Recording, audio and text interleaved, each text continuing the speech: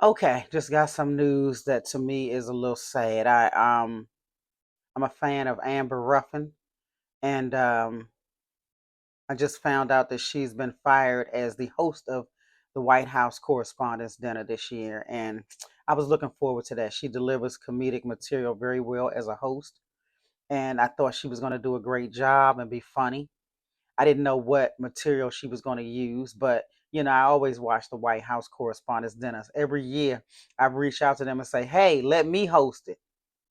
I'm funny. I'm a stand-up comedian, and I believe that stand-up comedians know certain things and know how to do certain things that non-stand-up comedians do not. They don't know the nuances of how to make everything work and how to make everything funny. And even if you don't know how to do that, you can hire people around you who know how to do that. So let's just talk about a few things. The White House Correspondents' Dinner, I was reading up on what the purpose of it is. It says it's an annual event that brings together journalists, politicians, celebrities, and other prominent figures to celebrate the work of the media and the free press. The event, traditionally held in Washington, D.C., serves several purposes. Honoring journalists, okay? So it's a chance to recognize the efforts and contributions of the journalists who cover the White House and national politics, highlighting the importance of the press and a democracy.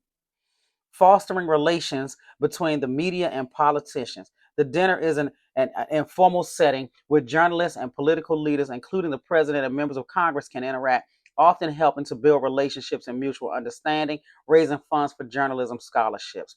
The event also helps to fund scholarships for aspiring journalists, often through through the White House Correspondents Association. Entertainment and humor.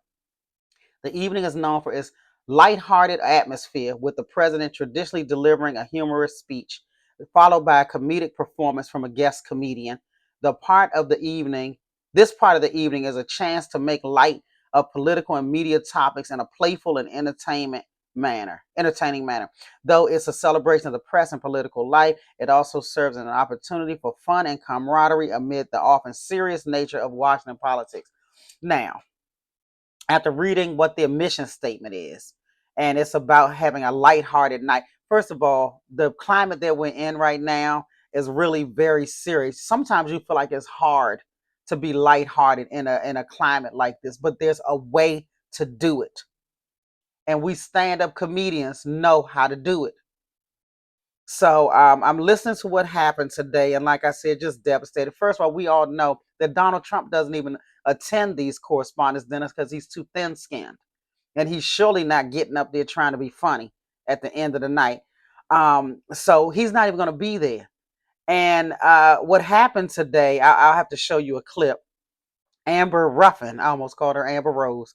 Amber Ruffin, they asked her to get up there and tell jokes about both sides. And she said in this podcast that she was not going to do that. Now, what I wish had happened was, even if you knew you weren't going to do that, if you had just said, and showed up to the event. Because when you tip your hand at the fact that you're not going to do that, this is going to be the end result. This is going to be the end result. So now, as of that, they fired her, and they're not even going to replace her with another comedian. There'll be no comedian this year. And what I'm hoping is that they don't continue this on for the next few years. Because comedians, stand up, people who stand flat footed in front of a microphone and tell jokes for a living, know how to do it. We know how to do it.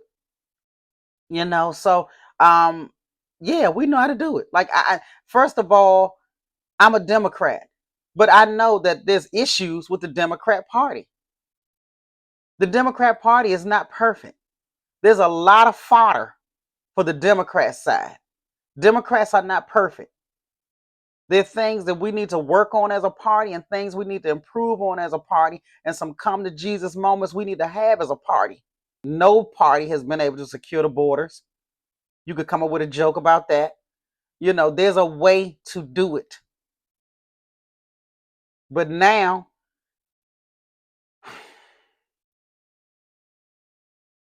so what I'm going to do is I'm going to show you the video of the interview that got Amber Ruffin fired. Then I'm going to show you some of my stand-up that predicted this from a couple weeks ago.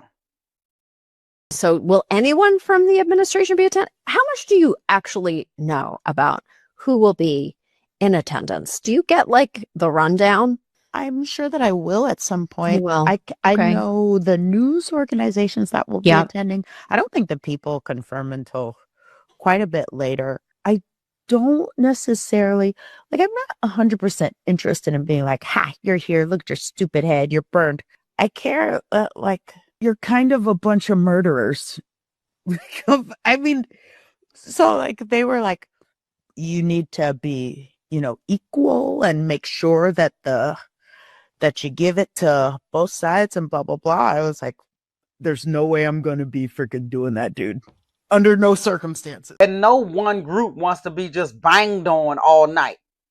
If we sat in an event and somebody on the right was just banging on the left, we'd be like, oh, hold up, hold up.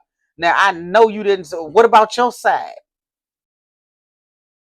And the people on the right are not going to want to sit there and get banged on all night and nobody on the left get hit.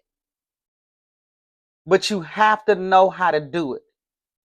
I told a joke after Trump did the event on Congress. It was almost like a State of the Union with the Congress people, and they brought out the little African American boy with cancer, and they were complaining about how the left refused to stand up for the little black cancer boy. And I said, well, if the right wants us to stand up for him, have him come back next year as a girl. Yep, I've been trying to get this White House correspondents dinner host job for a long time, but they won't give me an opportunity. I don't have enough followers, biggest social media numbers or whatever it is they look for. It has absolutely nothing to do with talent. But yeah, this is what I do. I write specialized material based off of what I've been hired to do. I've been doing it for over 25 years, standing flat-footed in front of a microphone, telling jokes to audiences. That's what a lot of us out here do. And it's just, but I predicted this a couple weeks ago at a show. I said this is why Donald Trump doesn't have black women anywhere near his administration. So yeah, you notice we're not there. Check it out. How did they eating the dogs, they eating the cats, man, when?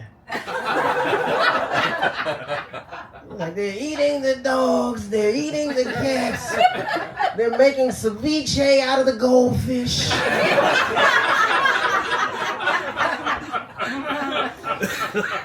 If you saw that man in the subway, you tell your kids not to make eye contact with him. I'm just trying to figure this whole fucking thing out. This man sat there the first time and told Americans to drink bleach.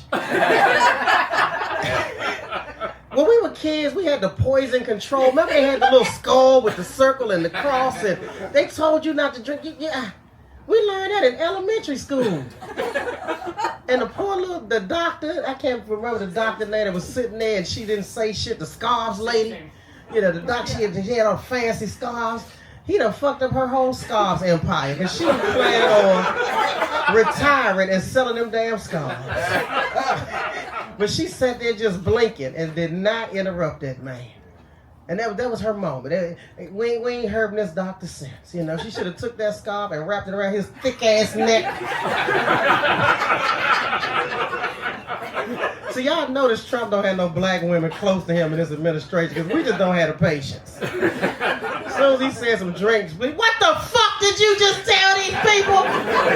They not drinking no goddamn bleach. We just don't have the patience. It's the black mama syndrome. We can't even pretend for money.